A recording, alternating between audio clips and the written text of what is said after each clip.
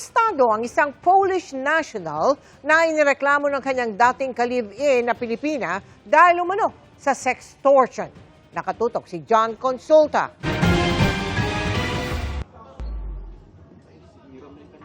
Pagkakuha ng hudyat, nilapitan at inaresto ng mga ahente ng NBI Organized and Transnational Crimes Division ang isang Polish national. Di na napigilang humagulgol ng dayuhan matapos hulihin dahil sa reklamo ng kanyang dating ka-live-in na Pilipina. Binablockmail siya, gusto makipagbalikan at kung ano pang hinihingi, pinakita yung pruweba na meron silang mga video ng sexual encounter nila at tinatakot yung babae na kapag hindi nakipagtalik ulit sa kanya at binalikan siya ay ikakalat yung kanilang mga malalaswan na sexual video. No? Ayon sa complainant, maayos daw nung umpisa ang pagkasama nila ng dayuhan pero natroma raw siya nang bukod sa pakikipagbalikan, kailangan daw niyang ibalik ang perang ibinayad niya sa kanilang inuupahang bahay. Pinakita niya sa akin yung screenshot ng camera roll niya kung saan makikita yung mga videos.